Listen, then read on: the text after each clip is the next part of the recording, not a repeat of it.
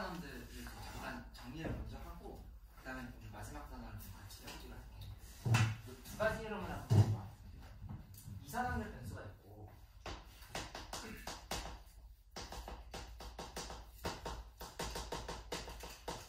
그 다음에 지금 대비되는 애가 연속 확률 변수였지? 연속 확률 변수.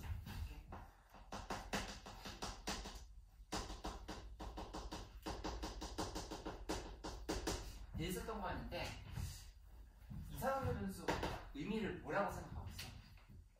이렇게 문제 풀 수 있다 말고 다시 한번 개념을 이렇게 좀 정리를 해보는 거. 둘의 결정적인 차이점이 뭐지? 변수도 그러니까 변수 자체를 변수라고 하기도 하지만 함수라고 생각해도 된다고 이렇게 얘기했어. 그치? 이산화탄소 함수, 연속항 함수라고 생각해도 된다. 이렇게 그러니까 약간 중의적인 의미를 갖고 있다 이렇게 얘기를 했던 거였는데 둘의 결정적인 차이점이 뭐였지? 이거는 확률 변수를 나열할 수 있다였어. 그치? 확률 변수를 나열할 수 있다. 확률 변수를 나열할 수 있어. 이렇게 봤었거든. 그치? 그러면은 그러니까 다 배우고 나면은 개념들이 섞인 것 같아서 문제는 풀 수 있겠는데 내가 제대로 알고 풀고 있는 건가? 약간 이런 의구심이 들 때가 있을 거야. 어느 순간에. 약간 지금 단계에서는 그냥 문제 풀고 있으니까 정신이 없는데 섞어서 풀다 보면은 이게 지금 독립식을 풀고 있는 건가? 이항분포를 풀고 있는 건가? 그럼 둘이 뭐가 다르지? 막 이런 헷갈림이 좀 오게 되거든? 그러니까 그 포인트를 좀 한번 정리를 해볼게. 이 독립식이라고 하는 게 있었는데 이 독립시행은 구체적으로 여기 예를 들어서 책에서 75쪽에 있는 문제들 한번 잠깐만 볼까? 문제 물어보는 것만 한번 봐보자. 74쪽, 75쪽 개념센터 할 때 74쪽, 75쪽에 묻는 걸 한번 봐봐.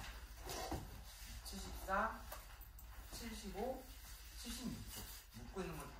그치? 그러면은 보통 뭐라고 나오냐면은 사건이 3번 일어날 확률, 2번 이상 성공할 확률, 4번 미만 나올 확률 이렇게 묻고 있지. 그치? 그러니까 이게 이산화탄소 변수를 이용해가지고 확률 분포표를 만들었을 때 그 중에 한 형태가 독립시행을 넣은 거다 이렇게 얘기를 했던 거였거든. 근데 그 이유가 뭐냐면은 이렇게 한번 정리를 할게. 예를 들어서 표가 이렇게 만들어져 있어. 이렇게 있는데 여기 대해서 x가 있어. 확률 변수 x가 있고 p가 있는데 여기 이 부분이 이렇게 잘라져 있는데 여기가 처음에 1이 10이고 30이고 50 이렇게 되는 거에 대해서 각각의 확률이 여기가 예를 들어서 10분의 1 여기가 10분의 7 여기가 10분의 1 10분의 1 이런 식으로 돼 있다고 하면은 이것도 이산화탄소 변수의 일종이거든. 그치? 왜냐하면 지금 확률 변수를 다 나열할 수 있는 것들을 나열했잖아. 나열을 한 거거든. 근데 그거의 확률들이 약간 우리 눈에 보기에 불규칙하지. 10분의 1, 10분의 7, 10분의 10분의 1. 그치? 특징이 없단 말이야. 근데 이 중에서 유달리 특징이 있는 게 있어. 그게 뭐였냐면 그게 독립시행의 확률이었거든. 그리고 확률 질량 변수였던 거야. 확률 질량 함수. 확률 질량 함수가 NCR 쓰고 그 다음에 여기에 대해서 P에 R 승하고 그 다음에 Q에 1-P에 N-R 이렇게 해가지고 요 각각을 여기 안에다가 표를 한번 만들어볼게. 만들어서 이렇게 넣고 그 다음에 사건에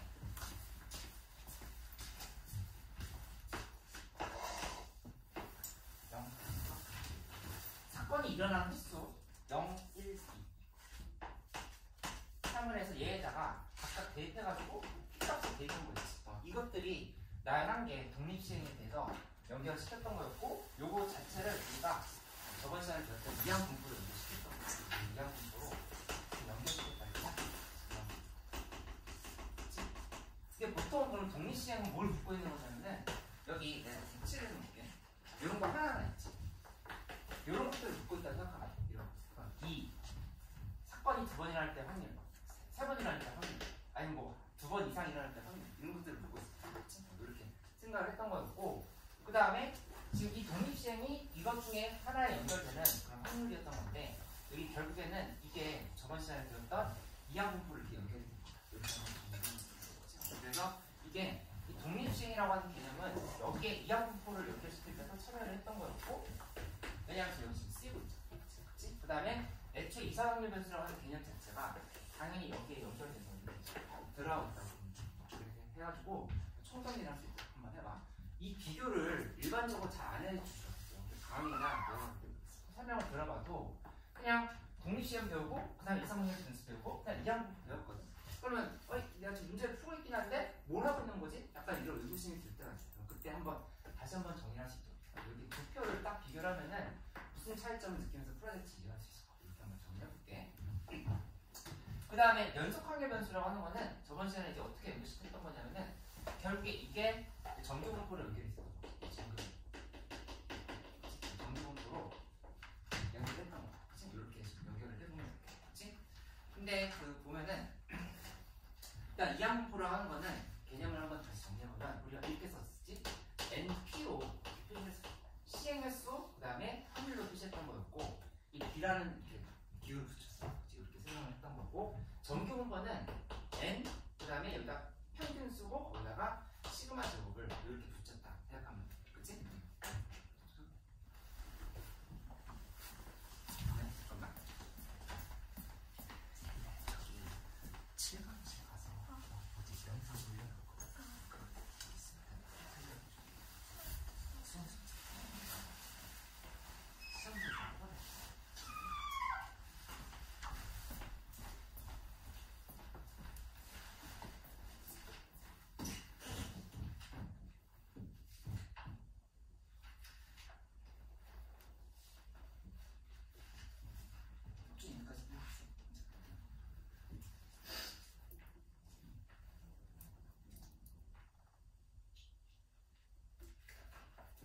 정규분포에서 요거 하나만 정리를 해볼게. 뭐냐면은 얘를 왜 표준화하는가에 대해서 저번 시간에 설명을 했었는데 이런 그래프로 하나 예시를 들어볼 테니까 한번 봐요. 107쪽에다가 그래프를 하나 그려놓고 나중에 연습하면서 한번 다시 봐봐도 괜찮을 것 같다.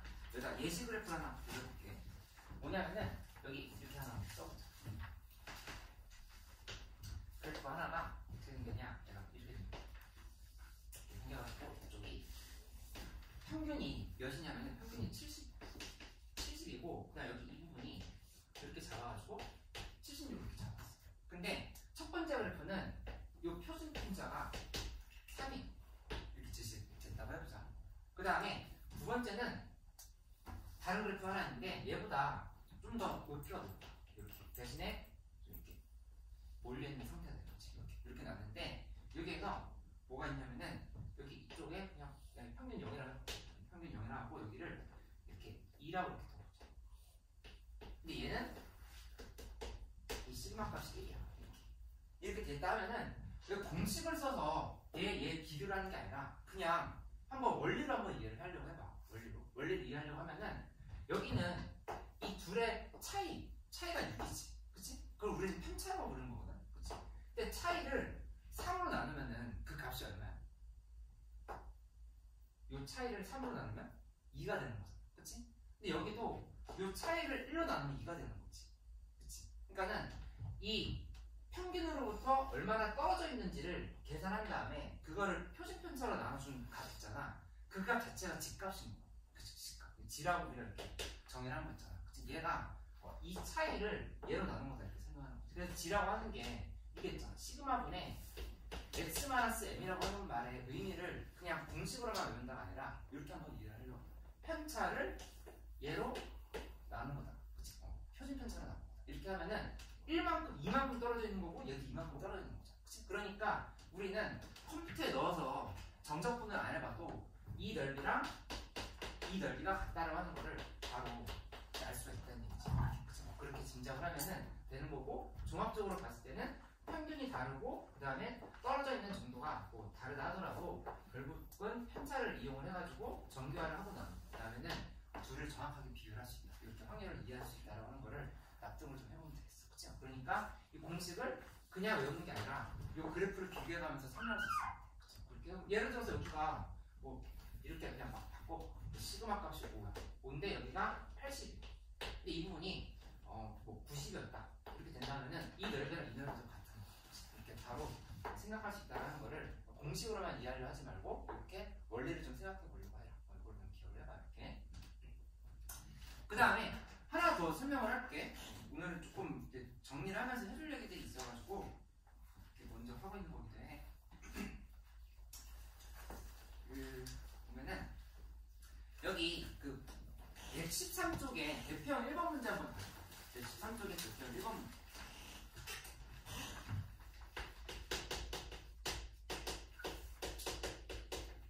대표형 1번 문제인데 서로 다른 동전 두 개를 동시에 192번 던져서 두 개 모두 앞면이 나온 횟수가 57번 이하일 확률을 구하시오. 그렇게 되면은 나라면 이렇게 구하겠어. 192에 그 다음에 컨비네이션. 이거 바로 요거 어디다 썼지? 안 썼었나? 확률 분량함수 쓸 준비가 된 거야. 이걸 쓰면은 192C0 한 다음에 그 다음에 두 개 모두 앞면이 나오는 확률은 몇이야? 4분의 1이죠. 4분의 1인 거니까 4분의 1에 0승하고 그 다음에 4분의 3에 192승을 해줘야 돼. 이게 한 번도 안 일어나는 확률이지. 그 다음에 플러스 192에 컨비네이션 1하고 4분의 1에 1승 4분의 3에 191승 이렇게 써주면 돼. 그치? 해가지고 어디까지 넣어야 되겠어? 이게 제일 정확한 값이라는 거야. 이렇게 하고 나면은 57번 이한 거니까 192에서 컨비네이션 57에 4분의 1에 57승에 4분의 3에 그 다음에 57 빼면은 몇이야? 130 되는 거야. 이렇게 지금 계산해줘야 되는 거야. 그치? 근데 이거 우리 못하기 때문에 이걸 포기하고 대신에 우리가 근사적으로 할 수 있다고 했던 게 이항분포를 정규분포로 바꿀 수 있다는 개념이에요. 그걸 이해할 수 있습니다. 그래서 문제 밑에다가 이런 거 예시 조금만 써놓으면은 얘가 이렇게 풀라가 아니라 왜 이항분포를 정규분포로 바꾸고 있었는지에 대해서 나중에 좀 납득해서 문제를 풀 수 있게 이렇게 한번 정리해봅니다. 저번에 한번 마지막에 예시를 들어서 설명했었지. 그러니까 이 풀이가 안 되기 때문에 우리가 바꿨던 거예요. 그래서 얘를 이렇게 바꾸는 과정이었던 건데 그 과정에서 사용했던 게 이거잖아. 사실은 개념을 외울 게 없지. MP가 당연히 M이라고 당연히 아니야. 사실은 그 정확한 증명은 좀 필요한데 N 곱하기 P가 여기를 우리가 이렇게 붙였던 거지. 이 NP를 연결시켜가지고 얘를 N하고 예를 들어서 이렇게 한번 바로 써보자. 6에 6번씩 했는데 확률이 6분의 1이야. 6분의 1이면 여기는 1 쓰고 그 다음에 여기다가 곱하기 썼었던 거야. 근데 이것만으로도 문제를 풀 수 없어. 부족하니까 이거를 뭐로 연결시킨 거냐면 이거 안 쓴다 하더라도 이거 0, 1 정도 안 쓰거든. 문제 풀 때 안 쓰는 거긴 한데 자꾸 이렇게 세 개를 써놓는 연습을 해요. 연결고를 잡아. 왜냐면은 오늘 배우는 개념이 이 부분이 이렇게 하나 우회해서 들어가는 게 있어요. 우회가 들어가지고 뭘 하나 쓰고 난 다음에 이쪽으로 가는 게 있어요. 그걸 연결시키려 하면은 이 연결고를 잡아놓으면은 너희가 이게 내가 왜 이렇게 풀고 있는지에 대해서 이해할 수 있어. 이게 다 섞여버리면은 나중에 내가 이거 어떤 상황에서 이거 쓰고 있는 거지 그게 헷갈릴 수 있으니까 이렇게 한번 정리해봐. 그래서 여기서 처음에 이항분포에서 정규분포를 바꾼 거고 정규분포를 표준화한 거 이렇게 생각하면 되겠지. 표준화하는 과정에서 우리가 썼던 도구가 이거였던 거야. 이렇게 가는 과정에서 G는 시그마 분의 X-M을 이렇게 이용했던 거니까 얘를 이용해서 여기를 이렇게 생각하면 되겠지. 근데 이것만은 끝나는 게 아니라 오늘 나오는 개념은 여기서 뭘 하나 거친 다음에 이쪽으로 이렇게 가게 한 다음에 표준화를 시킨다는 거야. 여기에서 이렇게 가는 게 아니라 G값을 시그마분의 X-M을 맞는데 뭐 하나 만들고 나서 그거를 표준화하면 돼. 그게 이제 오늘 배우는 부분이라고 볼 수 있겠어. 이렇게 좀 정리를 해놓으면은 전체적인 흐름이 좀 이해가 될 거야. 그래서 내가 뭐 이제 수업하면서도 다시 얘기를 해주고 하겠지만은 약간 자기만의 마인드맵을 하나 그려놓으면 확률은 되게 보통은 도움이 되거든. 그래서 하나 이렇게 전체적으로 도식화해가지고 사탐하는 것처럼 하나 이렇게 만들어 놓으면은 그러면 문제 풀다 헷갈리면 거기 있는 거 한번 다시 개념 읽어보고 예시 한번 찾아보고 하면서 하면은 뭐 내신뿐만 아니라 수능까지도 다 연결시켜서 잘 볼 수 있어. 그렇게 좀 생각을 해서 준비를 해놓도록 하자. 뭐 예신에서 우리 다들 목표는 뭐 높잖아. 높게 잡아야지. 많이 높게 잡자. 높게 잡고 수능 기준을 했을 때는 뭐 28번 정도까지 맞춘다로 하려고 하면은 굳이 개념 이렇게 연결을 하면서 도식화 안 해봐도 돼. 근데 29번, 30분만 문제까지 잘 풀려고 한다고 하면은 그러면은 그 상황에서 적절하게 내가 왜 이걸 쓰고 있는지에 대한 이해가 필요하다. 이렇게 한번 점검을 해볼게. 그러면 저번 시간에 대한 얘기는 복습은 간단하게 마치기로 하고 여기 120쪽으로 가자. 120쪽으로 가자. 오늘 개념을 좀 설명을 해볼게요. 책 잘 바꿨어. 안 바꿨어? 잠깐만 기다려.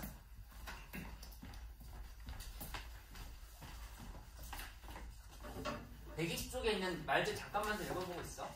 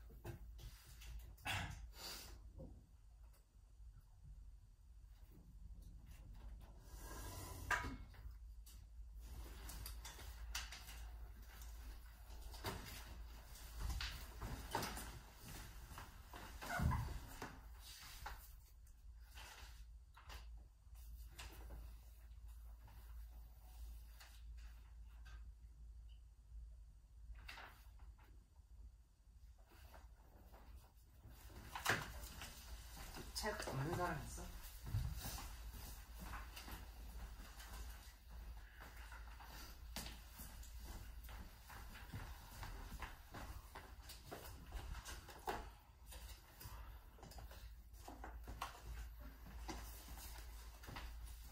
내가 오늘 중요한 개념이랑 그 다음에 거의 중요하지 않은 개념을 나눠가면서 설명을 해줄게. 중요하다는 기준은 물론 뭐 시험에 잘 나온다, 거의 안 나온다라고 봐야 되겠지. 일단 전수조사는 그냥 표본조사랑 비교하기 위해서 나온 개념인 것 뿐이지 이게 시험에 나올 수는 없어요. 전수조사는 나올 수 없으니까 그냥 그런 게 있다라고 참고 정도 하면 되는 거고, 대상 전체를 통계조사에서 조사하고자 하는 대상 전체를 모집 단위를 할 때 그 전체를 조사하는 것을 전수조사를 한다고 했는데, 이 전수조사를 한다고 하는 거는 예를 들어서 거기 그 확인 1번에 보면은 1번 반응한 거, 확인 1번에 121쪽에 확인 1번 봐봐. 보면은 1번에 어느 아파트의 각 가구의 수도 사용이야. 이 정도는 할 수 있어. 약간 주관적이긴 하지만 너무 주관적이기도 하기 때문에 시험에 나오기 좀 적합하진 않지. 4번에 보면 어느 고등학교 2학년 학생들의 중간고사 수학 점수, 그건 전수조사 할 수 있어. 그치? 근데 이제 어느 우리나라 고등학생의 하루 컴퓨터 사용 시간, 이거보다 이제 더 관심 있는 건 나는 하루 스마트폰 사용 시간, 이거 어떻게 될지 궁금한데, 이거 어떻게 다 조사해? 그치? 전수조사라고 하는데 불가능하단 말이야. 이럴 때는 표본조사를 한다라고 이렇게 생각을 하면 돼. 표본조사에 대한 개념이 나오게 되는데,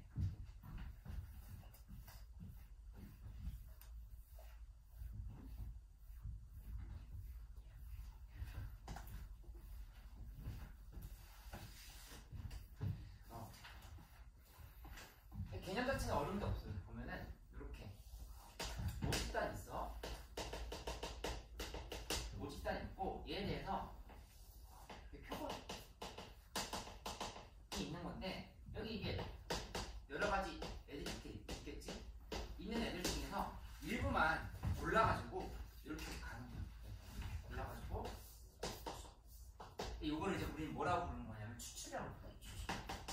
추출이라고 하는 거야. 추출 부르고, 그 다음에 추출하는 애들 있잖아. 나온 애들 이 세 개. 얘에 대해서 우리가 조사를 해가지고 뭘 하는 거냐면은 이쪽으로 모집단이 어떤 성격일 거다라고 예상을 하는 게, 그게 이제 추출. 이렇게 하는 건데, 뭘 하는 거냐, 모두 두 개도 추출해서 이 표본들의 성격을 어떻게 정의하는지 배우게 되는 거고, 그 다음에 두 번째로 배우는 거는 이 표본들의 성격을 봤을 때 그걸 통해서 모집단이 어떻게 될 것인지를 추측하는 거야. 이렇게 해서 두 가지 그냥 개념을 알고 생각하면 돼. 그래서 어려운 게 없으니까 이렇게 한번 봐보도록 하자. 그리고 거기 밑에 보면은 이제 임의 추출, 보건 추출, 비보건 추출이란 말이 있는데, 120쪽에 개념 1의 3번. 근데 그거는 우리 뭐 보건 추출을 다시 돌려놓는 거고, 비보건 추출을 돌려놓지 않는다는 말 이해하셨지? 그렇게 생각하면 됩니다. 그렇지? 그리고 밑에 120쪽 제일 밑에 참고 부분 보면은 그 경월세에 대해서 이런 말 있잖아. 보건 추출인 경우에는 이제 그냥 n의 알승을 해버리면 됩니다. 그렇지? 근데 비보건 추출인 경우에는 한 개씩 계속 추출한다면 NP 알는 거. 그 다음에 동시에 알게 추출하면 NC 알는 거. 이거는 그대로 연결해서 이해해볼 수 있겠다. 그치? 이거 괜찮지? 근데 그 121쪽에 개념 공이 있잖아. 개념 공에 모평균과 표본평균이라고 되어 있는 부분에 표본평균, 표본분산, 표본표준 분차라고 되어 있는 부분이지. 거기는 시험에 거의 안 나온다고. 일단 수능에는 안 나와. 수능에는 안 나오고, 그 다음에 내신 시험에서도 거의 안 나오는 부분이라고 이렇게 보면 돼. 그 부분은 크게 중요하진 않아. 무슨 말이냐면은 이게 우리가 이제 오늘 배우는 개념 별로 없어. 되게 적거든. 범위는 적은데 용어가 좀 헷갈리는 포인트가 있으니까 한번 이렇게 정리를 해볼게. 보면은 1, 2, 3, 4라고 하는 애들이 있어. 이게 1, 2, 3, 4를 고쳐볼게.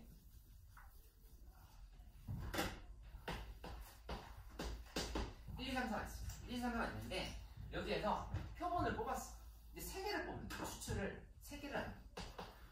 뭐 이런 경우는 사실 없겠지만은 4개인데 굳이 3개 뽑을 이유는 없지. 추정하려고 하는 거야. 그치? 근데 일단 3개를 뽑았다 해보자. 3개를 뽑았는데 예를 들어서 표본이 1, 2, 3으로 이렇게 뽑힌 거야. 표본이 뽑혔으면은 얘끼리의 평균을 내보는 거지. 그거를 우리는 뭐라고 부르는 거냐, 이 뽑힌 거에 대해서 평균을 내는 거니까 X바라고 붙여. X바라고 하는 거는 계산 어떻게 하면 되겠어? 그냥 이렇게 해버리면 3분의 1 더하기 2 더하기 3 이렇게 하면은 그냥 2가 나온다. 이렇게 바로 계산할 수 있지.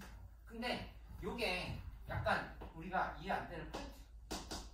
이 표준 편차를 구할 때 있지. 표준 편차를 구할 때 어떻게 계산을 하냐면은 이런 식으로 계산을 해. 여기 해서 2가 나왔잖아. 2가 나왔으면 2에서 1을 빼. 여기를 봐야 돼. 2 빼기 1, 1 빼기 20, 1 빼기 2의 제곱 더하기 2 빼기 2의 제곱하고, 그 다음에 3 빼기 2의 제곱. 분산을 구하는 과정이에요. 분산. 이렇게 한 다음에 여기다가 뭘 하냐면은 그냥 전체에다가 n-1분의 1을 곱하고 뒤에 뭐 빼는 거 없이 그냥 이렇게 끝내는 빼는 건 당연히 없겠지. 제곱 빼가지고 지금 제곱을 한 거니까 했는데 n-1분의 1을 곱해놓고 그냥 끝내버리거든. 근데 이제 n-1분의 1을 왜 곱하는지가 교과서에 나오지도 않고 사실 설명을 해주지도 않아. 그 옆에 한번 봐볼까? 121쪽 106번에 이렇게 돼 있지. 표본 평균을 정의할 때와 달리 표본 분산의 정의에서 n-1로 나누는 것은 표본 분산과 모분산의 차이를 줄이기 위함이다. 이렇게만 표시돼 있잖아. 그럼 그 얘기는 그냥 받아들이려는 얘기야. 이게 무슨 말인지 읽어도 납득 안 되잖아. 그치? 이거 설명해 줄 수 있긴 한데 너무 나중에 뭐 한번 궁금하다 하면 설명을 해줄게. 근데 지금은 이게 극과 과정에서는 중요하지 않으니까. 그리고 문제로도 사실 출제하지 않는, 거의 대부분 출제하지 않는 이렇게 되는 거니까 그냥 n-1분의 1로 나눈다라고 그냥 이해를 해보고 넘어가면 되겠어. 그러면 결론은 여기 3으로 나눈 거 2로 나눠야 되거든. 3만 쓰니까 2로 이렇게 나눠버리면 이 값은 S값은 1입니다. 이렇게 정리가 되는 게 이 표본에 대한 평균, 이 표본에 대한 평균이고 이 표본에 대한 표준편차고 분산이고 이 표본에 대한 표준편차고 이렇게. 그치? 이렇게 보는데 이게 하나만 있는 게 아니라 이런 식으로 할 수 있거든. 여기서 이렇게 뽑을 수 있겠지? 뽑을 때 또 어떻게 뽑을 수 있냐면 1, 4, 4를 뽑을 수 있어. 1, 4, 4. 세 개를 그냥 넣었다 뺐다 넣었다 뺐다 하는 거야. 지금 보건 추출하는 거야. 이렇게 한다고 하면은 그러면 여기서는 이렇게 또 나온 거에 대해서는 다시 또 x바를 만든다고 하면은 이 x바라고 하는 거는 이런 식으로 3분의 1 플러스 4 플러스 4. 그러면 이때는 평균이 3인 거야. 표본의 평균이 3이다 이렇게 얘기하는 거지. 그 다음에 이 분산이라고 하는 거는 뭐가 되냐면은 3-1분의 1은 맞는데 이 뒤에 부분이 이번 이렇게 1 빼기 3의 제곱 플러스 4 빼기 3의 제곱 플러스 4 빼기 3의 제곱으로 이렇게 바뀐다는 걸 수 있어.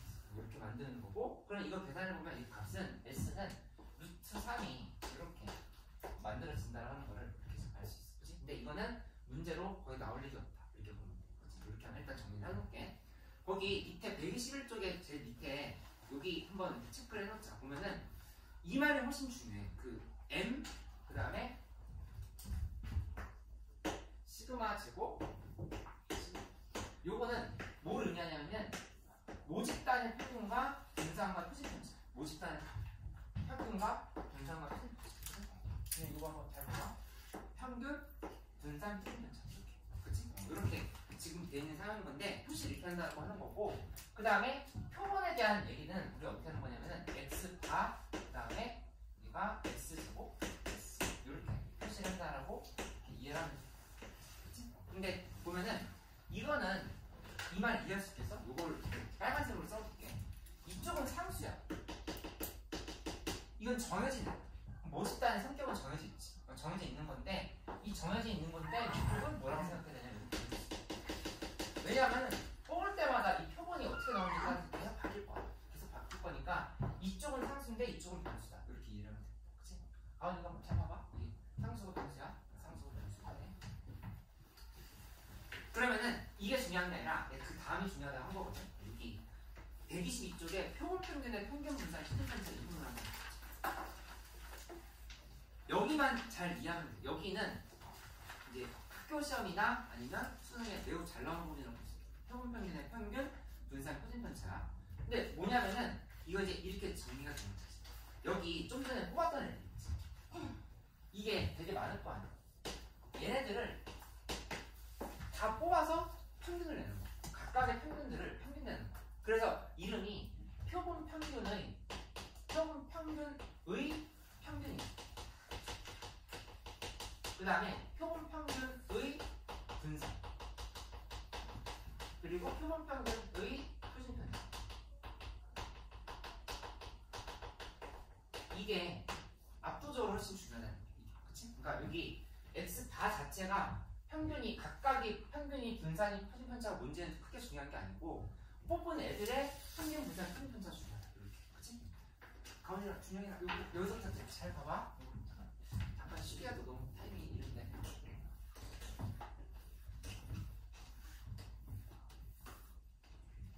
점심 먹었어? 못 먹었어? 아무것도 안 먹었어?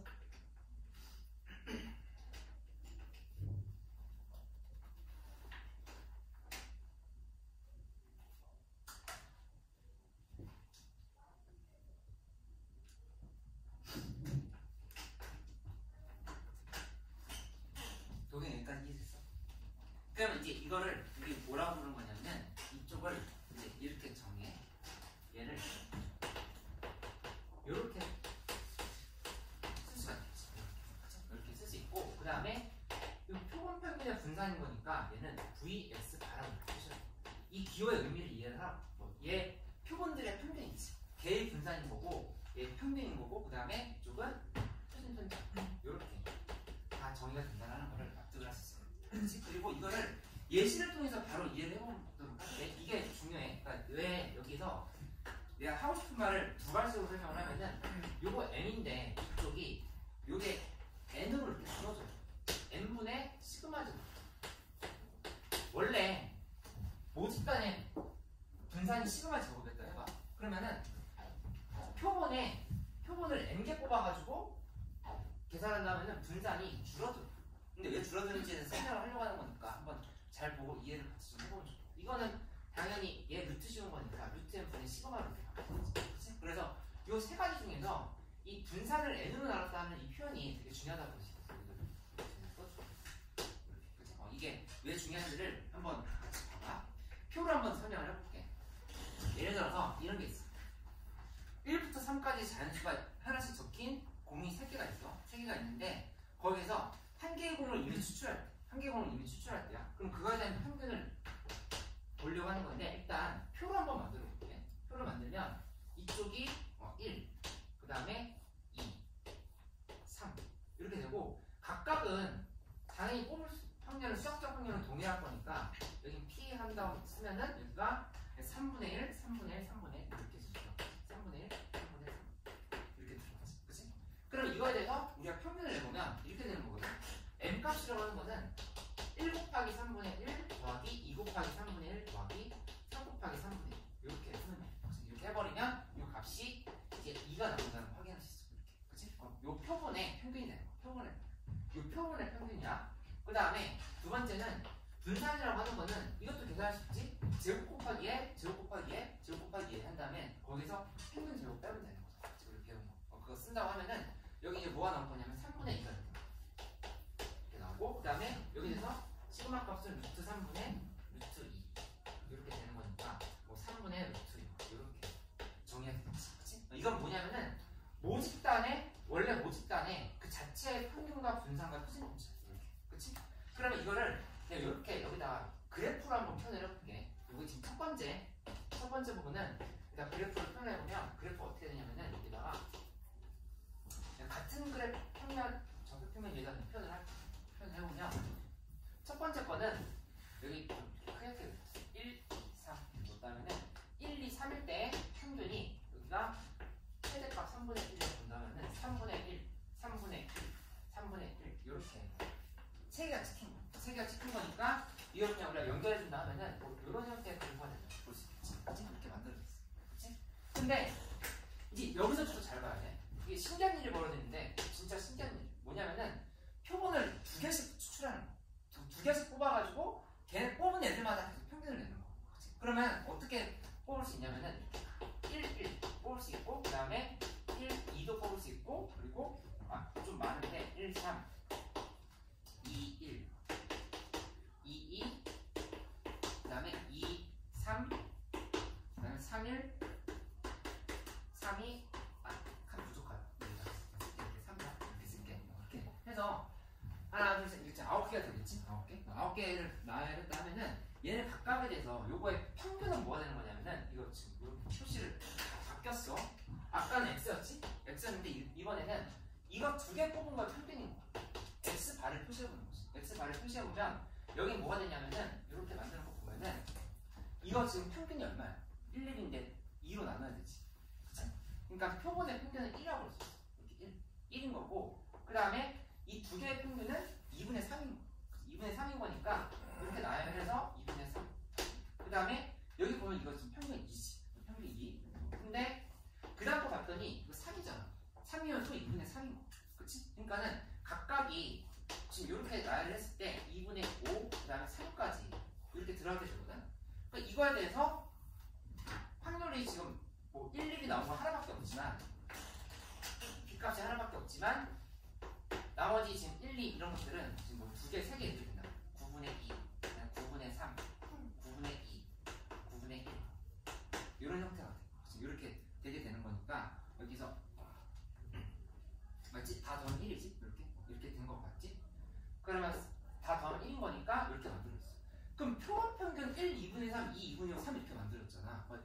중요한 포인트거든. 수연아 이거 한번 잘 봐봐. 수연아 잘했어.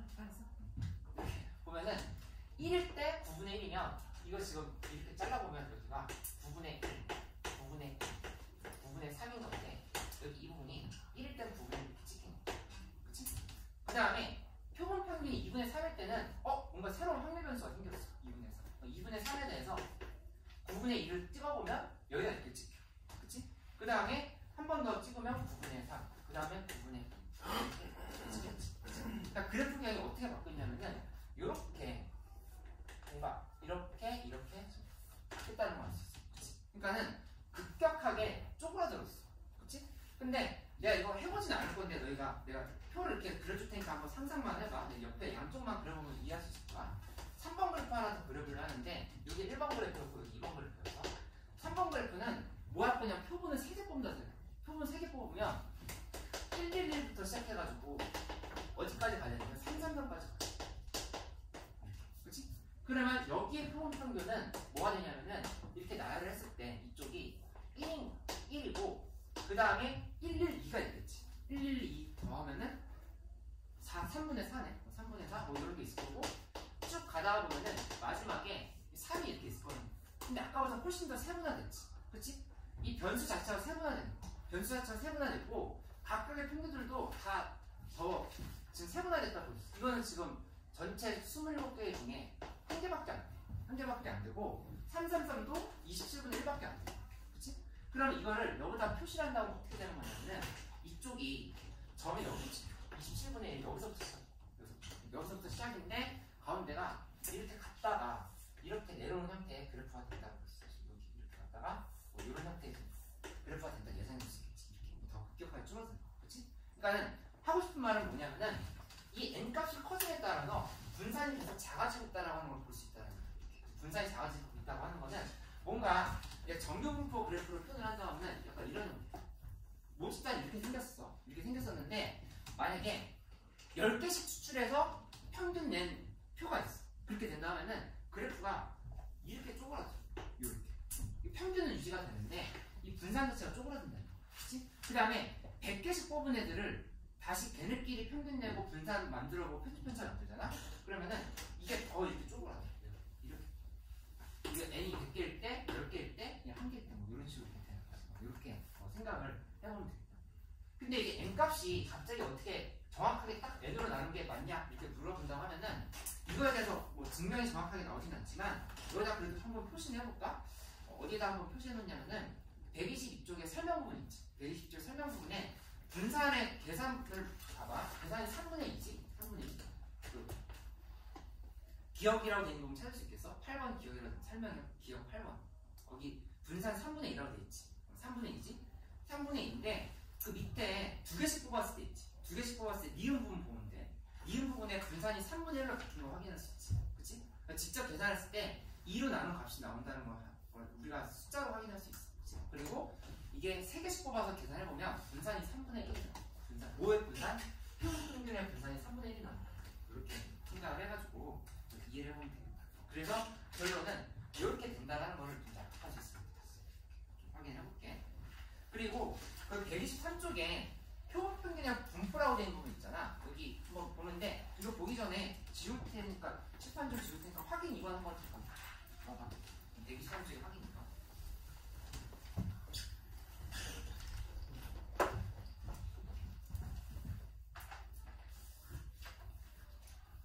오늘 좀 늦게 왔거나 앞에 좀 졸은 사람들 앞에 지금 설명 되게 중요한 부분 한 거니까 꼭 영상 한번 다시 확인을 해줘.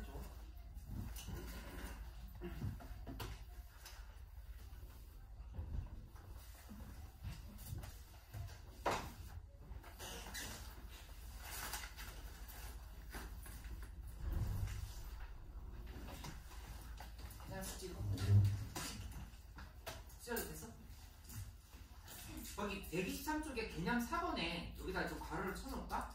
모집단이 그러니까 정규 분포를 따르면 괄호를 쳐놓고 그 다음에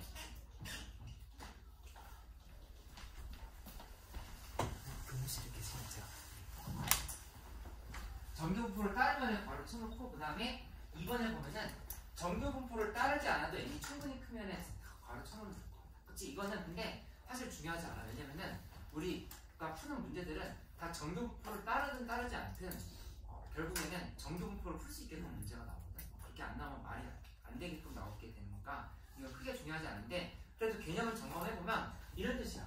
원래 모집단 있잖아. 모집단 자체가 정규분포를 따르고 있었다고 하면은 추출한 표본평균들 있지. 표본평균들끼리도 당연히 정규분포를 이룬다는 거야. 이 주황색이 모집단이 정규분포를 띄웠다고 해봐. 그러면은 뽑은 애들끼리의 표본평균과 분산과 표준편차를 만든다 했을 때도 그때도 이 그래프들도 다 정규분포를 따른다 했잖아. 그치? 근데 특색이 있는 부분은 뭐냐면은 모집단이 정규분포를 따르지 않았어. 그냥 그래프가 약간 엉뚱하게 나와 있는 상황인 거야. 엉뚱하게, 그러니까 정규분포가 아니게 약간 이렇게 깨끗하게 되는 상황을 펼쳐. 그래프가 여기서 뭔가 이렇게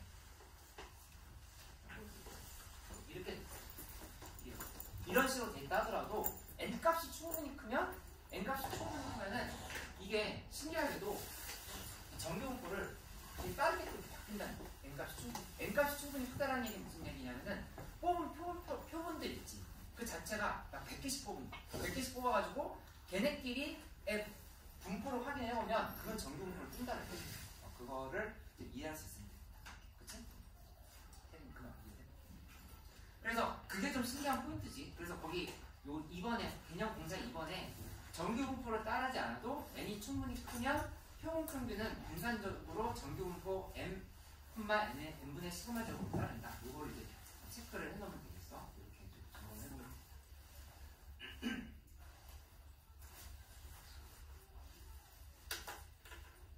그 예시의 1번, 2번을 비교해보면 되거든. 예시의 1번은 납득이 돼.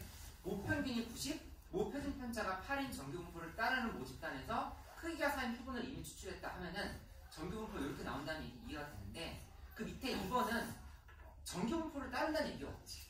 그렇게 그냥 모평균이 30이고 모표준편차가 5라고 하는 조건만 주어지는 거야. 그렇다 하더라도 이게 X반은 근사적으로 정규분포를 따른다 이렇게 얘기하는 거고, 123쪽 옆에 9번에 조그만 글씨를 써뒀지. 보통이 n값이 30 이상이면 충분히 큰 표본으로 간주한다 이렇게. 근데 그 30이라는 숫자는 굳이 안 해도 된다는 얘기죠. 그거는 어차피 정규분포를 따르게끔 문제는 출제가 돼. 이렇게 확인을 해보자. 여기 대표형 1번, 2번 좀 잠깐 한번 해볼까? 124쪽, 125쪽에 대표형 1번을 한번 해볼게.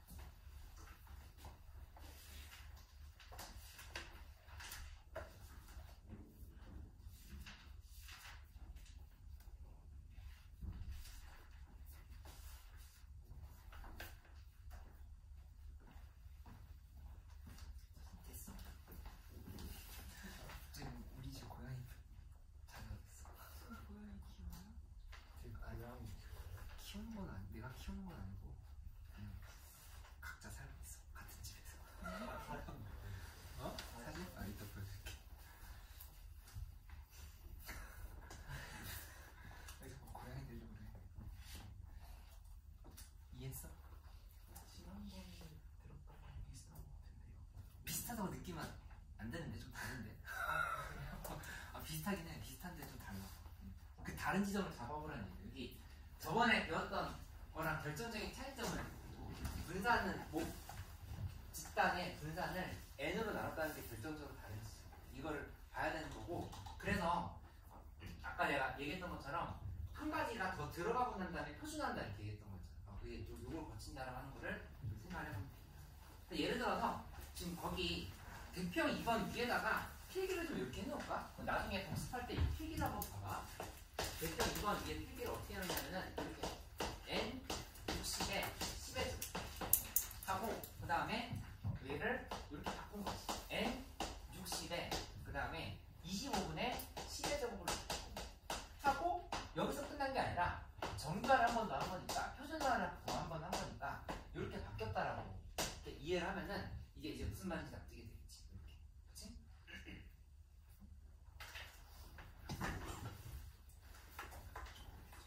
근데 너희 짐작할 수 있겠지만은 여기 문제가 있는 건 아닌데 우리 이제 풀게 되는 문제들에는 이런 게 나와. 그러니까 요게 이제 저희가 제일 어려워하는 포인트거든. 뭐가 있냐면은 아까 개념 설명을 내가 다시 한번 복습을 한 이유가 있어.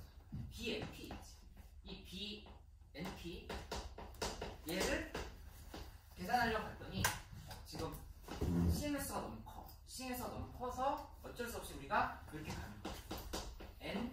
NP에 그 다음에 NPQ 이렇게 하고 나면은 이거 뭐냐?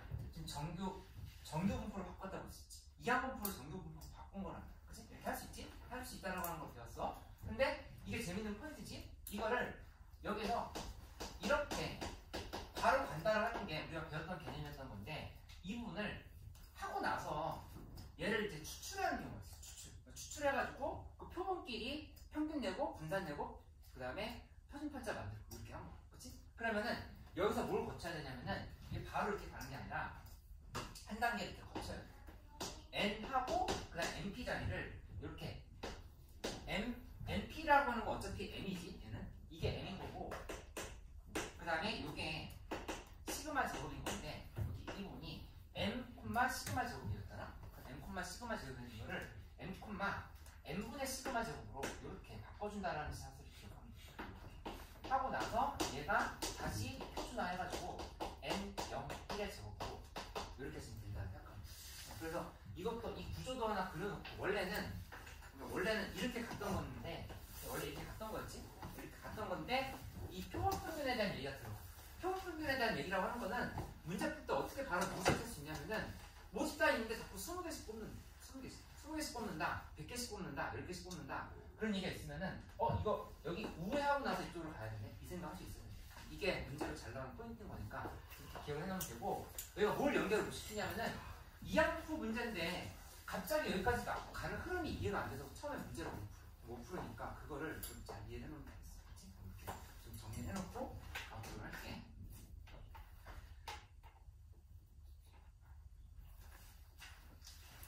여기 126쪽에 조금만 더 설명하면 되거든? 여기까지만 설명하고 있습니다. 조금만 힘내봐봐.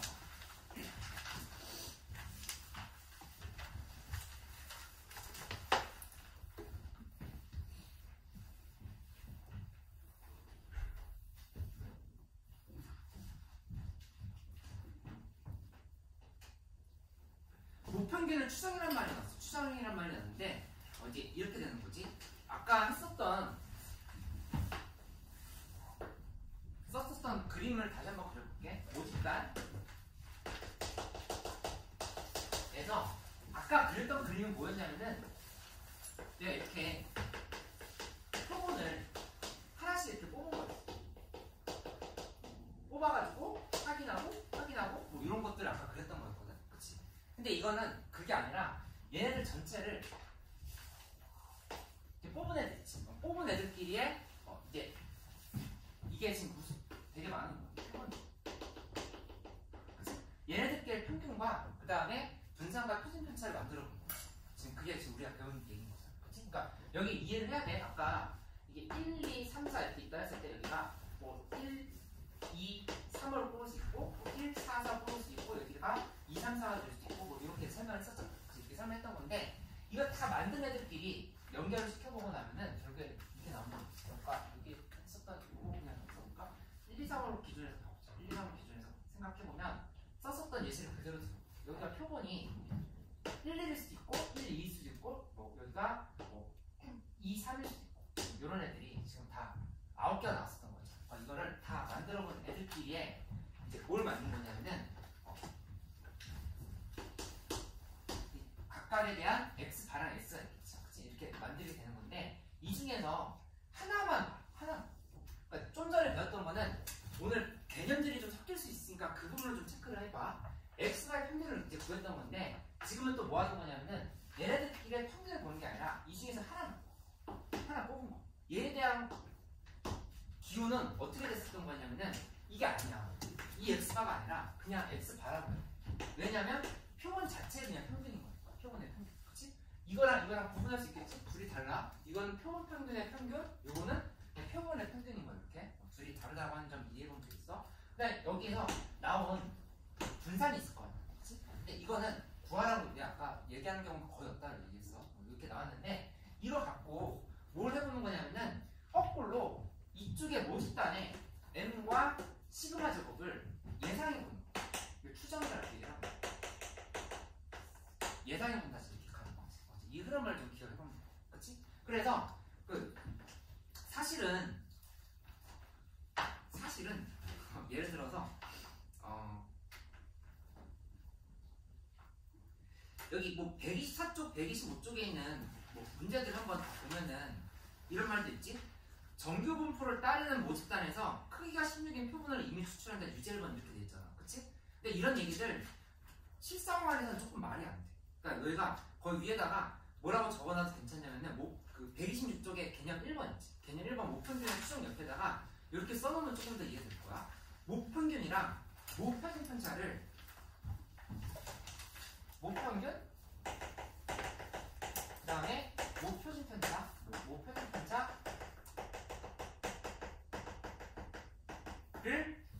알고 미리 알고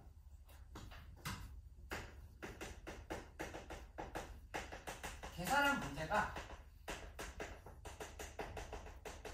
사실은 이상하다. 문제가 틀렸다가 아니라 이렇게 우리 문제 푸는 거 맞거든? 그치?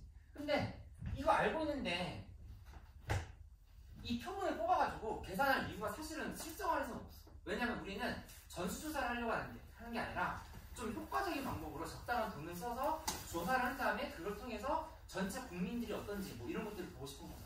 보고 싶은 거기 때문에 이거를 모르고 있는 경우가 대부분이에요. 이걸 모르고 있는 상태에서 표본을 뽑아놓고 나서 여기 나온 애들을 기준으로 해서 거꾸로 모집단이 어떻게 될지 추정을 하는 게 대부분의 실생활의 문제들이라고 합니다. 그렇게 되는 거고 이 바로 앞에서 배웠던 문제들은 그냥 우리가 확통을 이야기해서 푸는 문제들이긴 하지만 사실은 실생활과 연결되는 상황은 좀 아니다 이렇게 생각할 수 있겠지. 그치? 이거 알고 있는데 뭐하러 표본을 뽑아서 조사를 하면 그치? 그렇게 생각을 해보면은 이 개념이 좀 이해가 될 거야. 이렇게 한번 생각을 해볼게.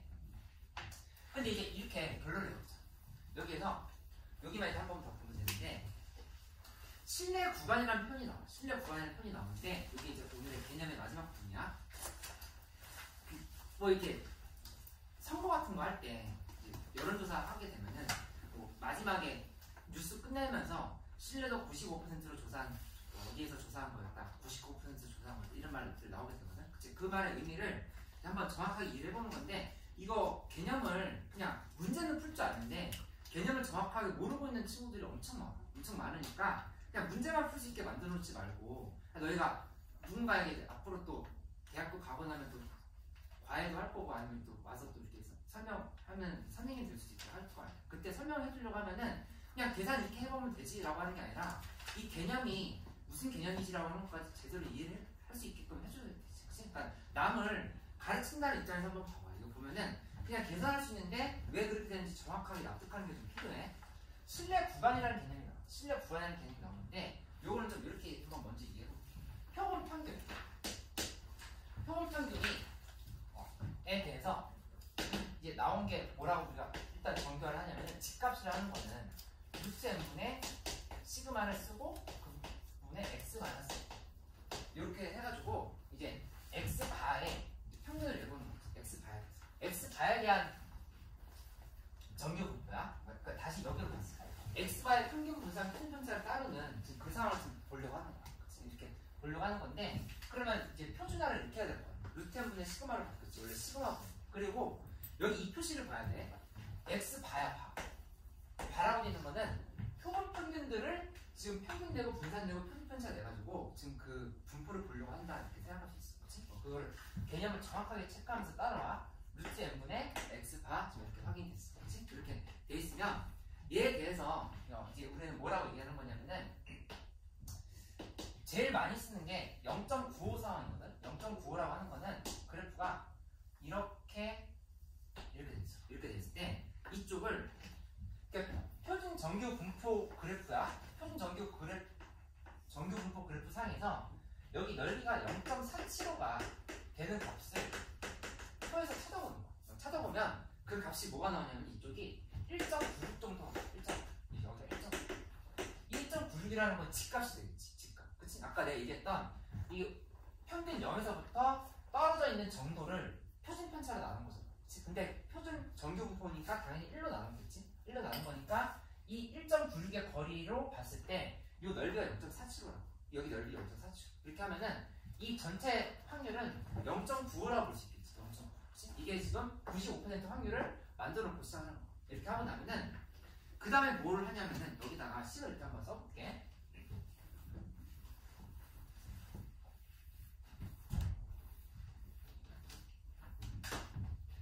G바라고 하는 게 이제 이렇게 G라고 하는 게 마이너스 1.96이랑 1.96 사이로 이렇게 만들어 놓지 않은 이렇게 놓는다 하면은 여기는 이 키값이 뭐라고 얘기를 한 거냐면은 0.95다라고 얘기를 한 거지.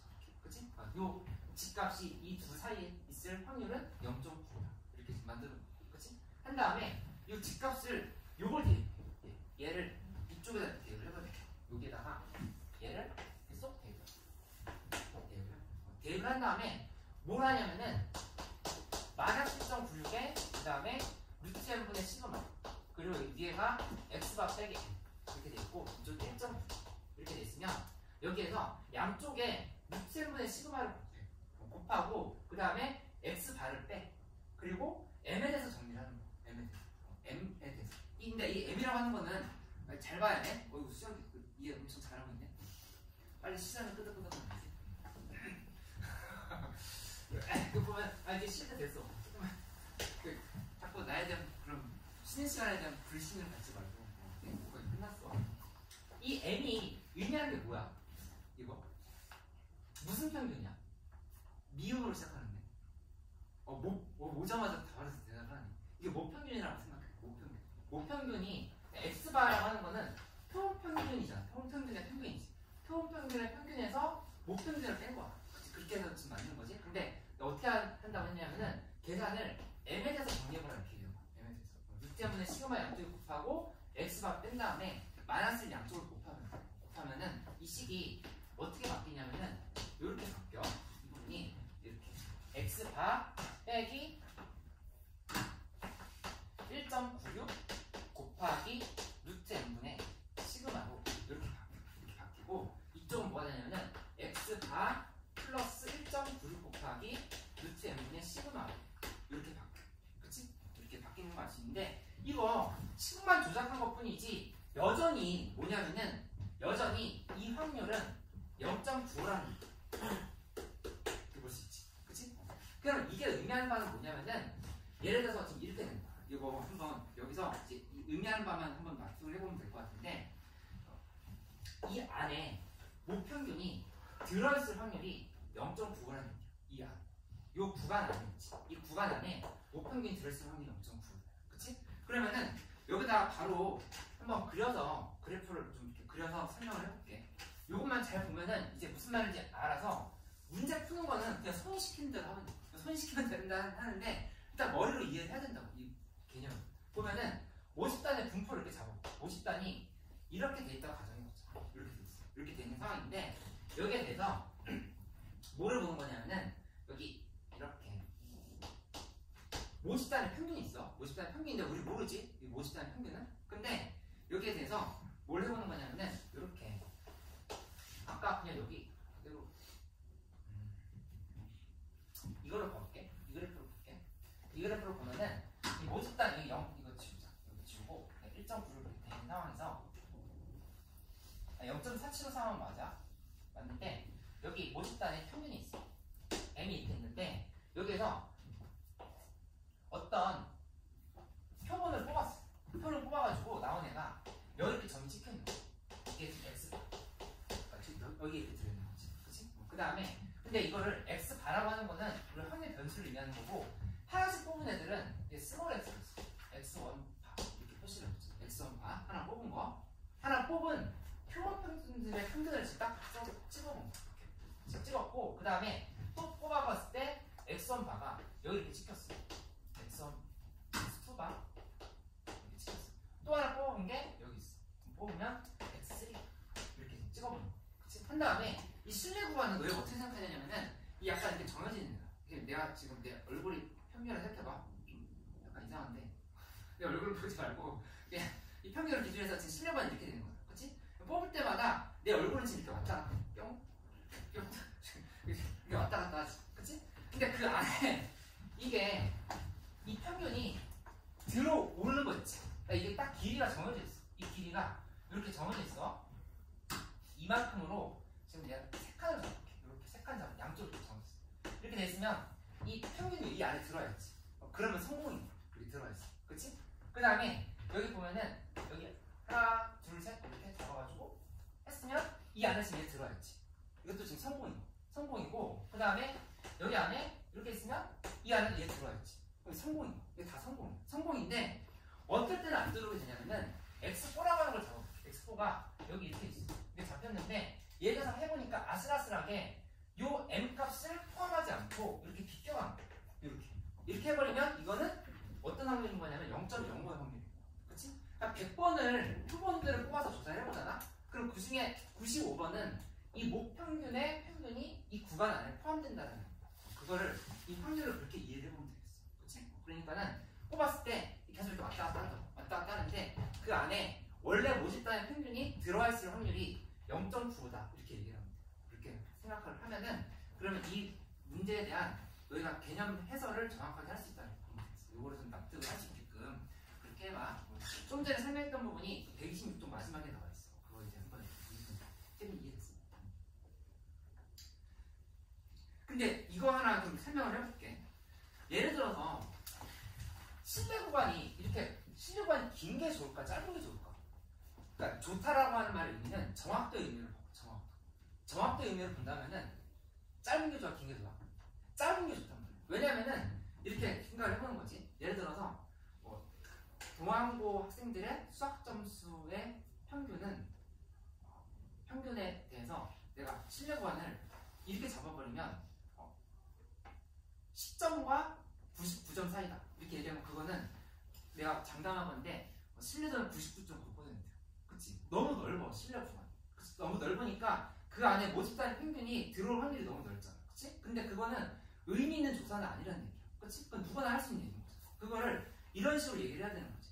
동안고 학생들의 수학 통통 점수의 평균은 75점과 85점 사이다. 이 정도를 얘기했는데 그게 성공할 확률이 95%다. 이 정도라고 하면 조금 더 만족스럽다. 그치? 더 만족스럽게 하려고 하면은 뭐 82점과 84점 사이인데 그렇게 짧게 잡았는데도 거기 안에 진짜 모집단의 확률이 들어올 확률이 95% 하면은 엄청 우수한 조사가 되겠지. 이렇게 생각할 수 있지. 그러면은 그거를 짧게 만들려고 하면은 뭐가 필요하냐면은 돈이 필요해. 돈이 많이 들어. 돈이 많이 든다는 얘기는 조사를 많이 해야 된다는 얘기야. 그치? 그러면 여기 봐봐. N값이지. N이 커진다라고 하는 얘기는 표본 집단의 개수 자체를 늘린다는 얘기야. 그치? 그러면은 분모가 작아지는 거야. 분모가 커지는 거잖아. 분모가 커지는 거니까 이쪽이 다 여기도 N에 근접하게 되고 이쪽도 점점 이렇게 짧아지게 되지. 이렇게 짧아지면은 그러면 더 좋은 조사가 된다. 이렇게 생각할 수 있는데 다만 이제 돈이 많이 든다. 이렇게 좀 보면 그렇죠? 그러면은 여기 좀 전에 얘기했던 127쪽에 그 말도 이해가 될 거야. 127쪽에 개념 2번 한번 봐봐. 개념 2번 보면은 이렇게 돼 있지. 실내도 95%의 실내 구간의 길이는 2 곱하기 1.9 곱하기 루트n분의 19마로 돼 있는데 여기 이건 여기 진술이 m을 주셔서 얘에서 이때면 2 곱하기 1.9 곱하기 루트n분의 19마로 바로 납득되고 99%도 계산이 되지. 그치? 근데 거기 참고 부분에는 별표를 쳐놓자. 왜냐면 이거 시험에서 많이 물어. 특히 내신 시험에서. 참고 부분에 별표를 쳐놓고 한번 봐보면 표본의 크기가 일정할 때 신뢰도가 높아지면 실내 구간의 길이는 길어진다는 거지. 그러면은 신뢰도가 높아지면 실내 구간의 길이는 길어진 데다 표시를 해놓고 옆에다 뭐라고 써놨냐면 부정확해짐이라 쓸 거야 정확해짐이라 쓸 거야. 옆에다가 1번 옆에 표본 신뢰도가 높아지면 실내 구간의 길이는 길어진다. 부정확해짐 이렇게 쓰면 되지. 그 다음에 2번에 표본의 크기가 커지면 실내 구간의 길이는 짧아진다는 반대로 표시해놓고 정확해지면 이렇게 생각을 합니다. 그렇게 해놓으면은 요걸 비교하는 문제들이 이제 많이 출제가 된다고 합니다. 그 다음에 그 옆에 4번에 그 개념 4번에 얇게 써져 있는 작게 써져 있는 부분에 이렇게 돼 있지. 동일한 신뢰도에 대하여 목평균에 대한 보다 정확한 정보를 얻기 위해서는 실내 구간의 길이를 짧게 해야 하므로 표본의 크기를 늘려야 한다. 이게 좀 전에 했던 말이야. 그걸 이제 기억을 해보면 되겠어. 그리고 마지막으로 그 위에 참고 부분 127쪽 위에 참고 부분 한번 봐봐. 목표진 편차를 모르는 경우에 목표진의 추정이라는 게 있어. 그치? 거기 난 옆에다 뭐라고 써놨냐면은 당연이라고 써놨어. 당연. 뭐가 당연하냐면은 아니 생각을 해봐. 목표진 편차를 알고 있다고 하는 거는 이미 목평균을 알고 있다는 얘기야 사실. 그치? 목평균을 구했기 때문에 목표진 편차도 만들었을 거 아니야. 근데 문제 풀 때 보면은 모집단에 대해서 막 이런 건 알고 있는데 표준 편차를 알고 있는데 평균을 모르는데 그건 사실은 좀 말이 안 되는 문제. 근데 이제 그렇게 출제가 돼. 그렇게 출제가 되는데 사실은 이걸 모르는 게 당연해. 여기 이 부분 이게 궁금해서 우리 지금 표본을 뽑고 있는 거야. 표본을 뽑고 있는 거야. 그치? 근데 여기서 이 이론에서 얘기해 주는 건 뭐냐면은 얘를 여기 표본의 크기 n이 충분히 크면 이 목표준 편차랑 그 다음에 표준 편차 있지. 얘가 거의 같아진다. 거의 같아짐으로 얘가 얘의 역할을 할 수 있다. 지금 이렇게 제시가 됐어. 그렇게 돼 있으니까 정규부포를 따른 모집단에서 이 목표준 편차를 모르는 경우라고 지금 한번 체크를 해놓으면 돼. 거기다 두 번째 줄에 줄 쳐놓으면 돼. 참고의 부분에 모집단에서 목표준 편차를 모르는 경우에 이 시그마 대신 S를 이용해서 신뢰관을 구할 수 있다. 이렇게 돼 있지. 그치? 그 얘기는 이 표본의 분산을 이용해도 된다는 얘기야. 이거랑 모집단이랑 비슷할 거기 때문에 얘를 생각해도 된다. 라고 하는데 이건 사실 된다가 아니라 당연히 이렇게밖에 계산할 수 없어. 왜냐면 우리는 이거 애초에 모르거든. 이 모르는 상태에서 지금 하고 있는 거지. 추정하고 있는 거니까 모르는 게 당연한 건데 문제는 얘를 알고 있는 것처럼 출제가 되는 경우가 많이 있다. 다만 얘를 감춰질까 하더라도 이걸로 대체를 할 수 있다. 이렇게 생각을 해요. 그렇게 하면은 문제 풀 때 정확하게 이해가 될 거야. 잠깐 쉬었다가 기다렸지? 쉬는 시간 가졌다가 여기다 오늘 공부할 순서 써줄게. 뭐부터 할 거냐면은 개념생 라이트 129쪽까지 배운 거 푸는 거부터 하고 나서 이제 복습을 쭉 해줄게.